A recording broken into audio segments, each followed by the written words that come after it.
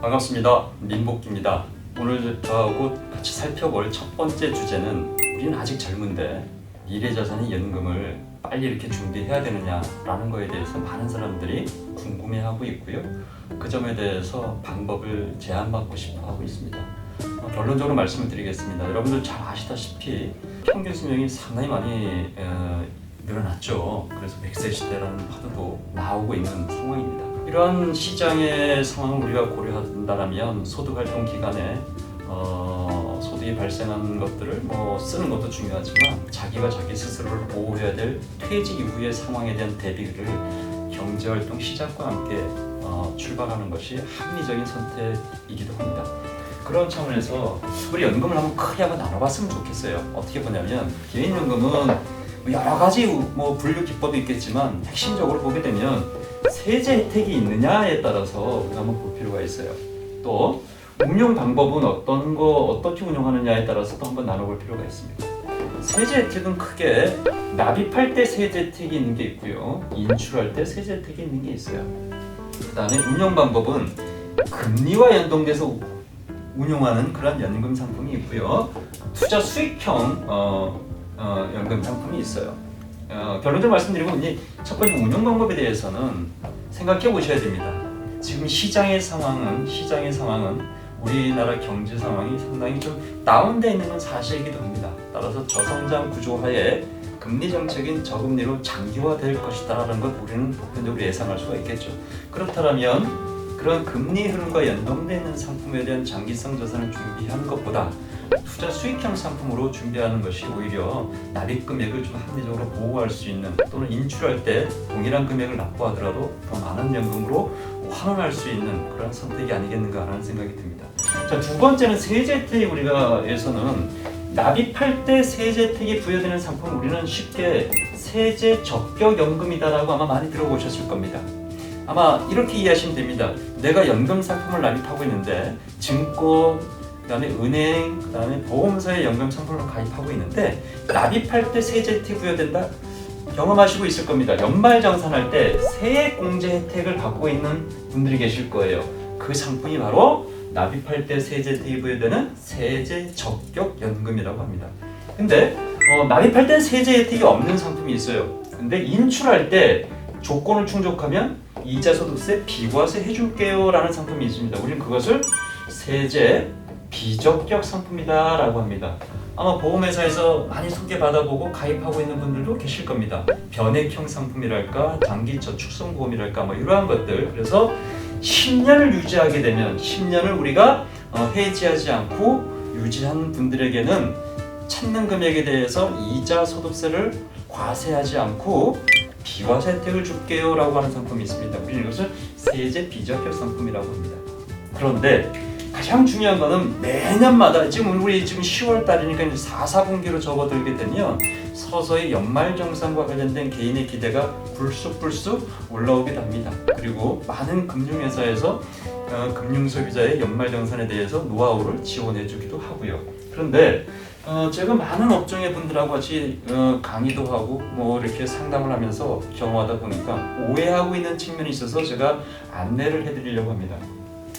납입을 하면서 세제 혜택을 받는 이 세제 적격 연금은 납입할 때 세액공제 혜택을 줍니다. 즉 연소득의 규모에 따라서 세액공제가 400만 원 세액공제 받으실 수 있는 분들도 있고요, 그 다음에 300만 원 세액공제 받으실 수 있는 분들이 있어요.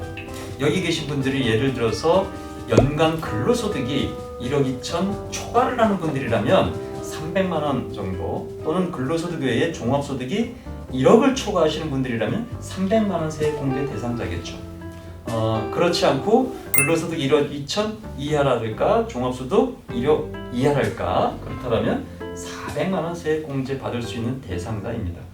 자, 근데 세액공제만 해주느냐? 그렇지가 않습니다. 운용 기간 중에 수익이랄까 이자가 발생해도 소득세를 부과하지 않습니다. 우린 이것을 과세 이연 효과라고 합니다. 이 과세 이연 효과가 어떠한 효과냐? 남들은 다른 상품은 세금을 내야 되는데 이것은 이자와 수익이 발생해도 내가 인출하지 않는 한 과세하지 않고 그 세금으로 내야 될 돈이 수익이나 이자를 발생시키기 위해서 운용자산으로 운용이 될 수 있다는 측면이기 때문에 상대적인 효과가 있을 수가 있겠죠. 그 다음에 인출할 때도 연금소득은 종합소득입니다. 그러면 종합과세하는 게 기본적 원칙이지만 다른 종합소득과 일정 규모 기준까지는 합산하지 않고 분리해서 과세하는, 낮은 세율로 과세하는 상대적인 혜택을 3단계에 걸쳐서 부여합니다. 그래서 납입할 때 세액공제 혜택, 운용할 때 과세 이연, 그 다음에 나중에 인출할 때도 종합소득 세율이 가장 낮은 게 근로자의 경우 한 6%가 가장 낮은 세율이지만 그보다도 더 낮은 세율로 세금을 부과해서 저율과세에 대한 혜택을 주는 게 이 세제적격연금의 기본적인 골자입니다. 그런데 세상에 공짜가 없죠. 우리는 혜택만 알고 의무적인 요건을 모르게 되면 또 낭패를 볼 수가 있어요. 그래서 보게 되면 어떤 기본적인 의무사항이 있냐면 납입할 때 세제혜택 줄일 테니 이걸 가입한 사람은 최소 5년간은 내셔야 됩니다 라는 의무조항이 있습니다.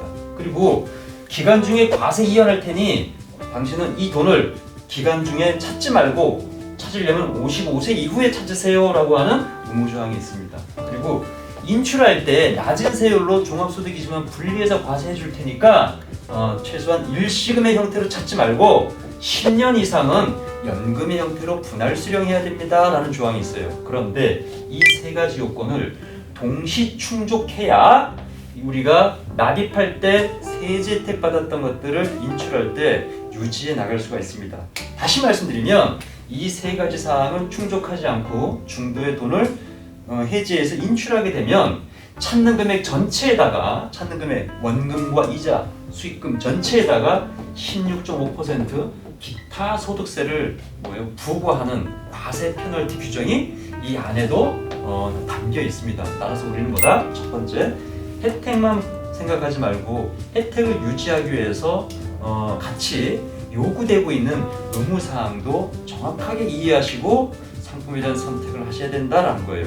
제가 왜 이 말씀을 드리냐면 지금 금융소비자분들 중에서 이 상품에 대한 첫 번째 오해가 뭐냐, 5년만 내면 큰 문제는 없다 그래서 5년 내고 찾으면 되지 뭐. 그렇지 않다라는 거예요. 5년 내고 찾게 되면 어떤 문제가 발생하느냐, 일시금으로 16.5%에 대한 과세 페널티가 부담으로 전가될 수 있다는 거죠. 따라서 뭐다? 이 상품을 가입했다라면 최소한 5년은 내야 되고 최소한 분할 수령은 10년 해야 되기 때문에 최소한 한 15년 이상은 내가 일시금으로 활용할 수 없고 분할해서 수령한다거나 유지를 해야 된다는 거겠죠. 따라서 이 맥락을 잘 이해하시고 장기성 자산에 대한 선택을 하셨으면 좋겠다라는 말씀을 드리고 싶어요.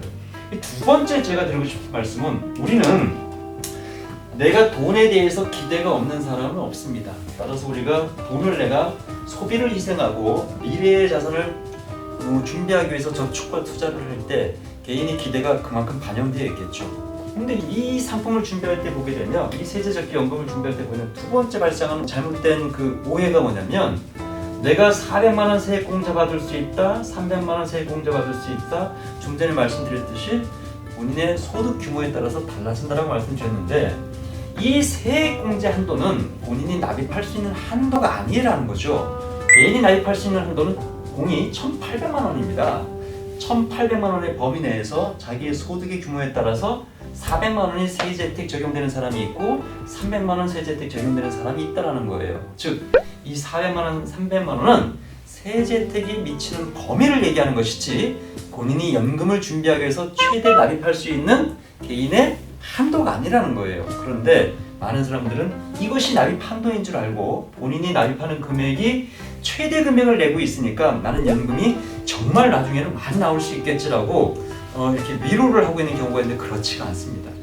지금 현재 이 상품을 가입하고 있는 사람들이 오랫동안 준비해 왔다가 지금 연금으로 수령하는 사람들의 개인별 평균 수령 금액이 26만 원에서 28만 원 정도에 머물고 있습니다. 그분들에게 물어보죠. 오랫동안 소비를 희생하고 준비해왔던 연금 자산 어떻습니까? 난 이 정도일 줄 몰랐다.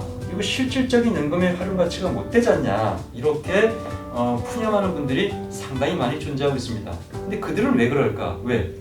납입할 수 있는 한도를 기준으로 미래자산을 준비한 게 아니라 세제 혜택을 받을 수 있는 한도의 범위 내에 머물고 있었기 때문에 납입 금액이 실질적인 인출 가치가 개인의 기대치보다는 상당히 다운되어 있는 현실로 나타나고 있다는 거죠. 그래서 우리는 뭐다? 1년 단위로 혜택을 꾀할 수 있는 세제 혜택 다 기대가 없는 것은 있는 건 당연하지만 그 1년 단위의 기대에 함몰되어 있다가는 장기적인 자산의 실질적 가치와 쓰임새를 우리가 보호하지 못하는 우를 범할 수도 있다는 거죠. 따라서 반드시 기억하시기 바랍니다. 세제 혜택에는 함몰될 게 아니라 첫 번째, 내가 퇴직한 이후에 어느 정도의 급여를 대체할 필요 금액이